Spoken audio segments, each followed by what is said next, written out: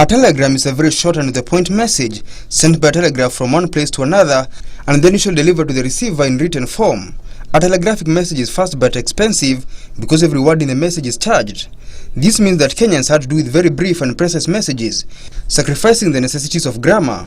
The telegram scenario in the country was characterized by people flocking in telegraph offices in various towns to read the messages they wish to be transmitted. Because the process can be time-consuming, most people used a very specific written style which relies heavily on abbreviations and skipped words, rather than writing out full messages. It's worth remembering that punctuations were prominent in a telegram message, with the most famous example of a written punctuation being stopped for a period and details kept to a minimum. The telegram operator then transmitted the message to the telegraph office closest to the recipient, and the receiving operator writes the message out so that it can be read by the recipient.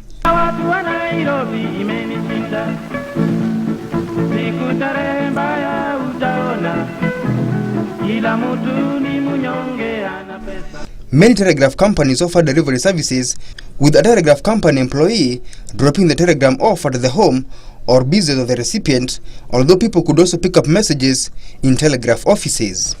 Since telegrams were historically used for critical information, which needed to be conveyed quickly, the arrival of a telegram could signal an emergency. The military used telegrams to notify families of deaths or wounds in combat, which made the telegraph boy a dreaded figure in wartime, but telegrams could also bring good news like the birth of a baby.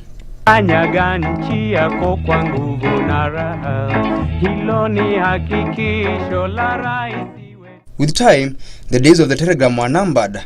Although the telegraph and the telephone had coexisted peacefully for decades, improvements in telephone technology made direct dialing commonplace and long-distance service inexpensive. The golden age of the telegram was over.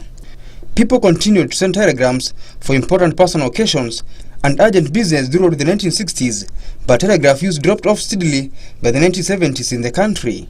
Another key driver that saw Kenya abandon the use of telegrams is the country becoming a member of the Intelsat Global Satellite Communications Consortium, with ex-telecoms responsible for operating earth stations to access Intelsat satellites. Kenya's first major earth station came into operation at Longonot, northwest of Nairobi in 1970. The setting up of these satellites has seen the country grow into more secure and instantaneous messaging such as SMSs and emails.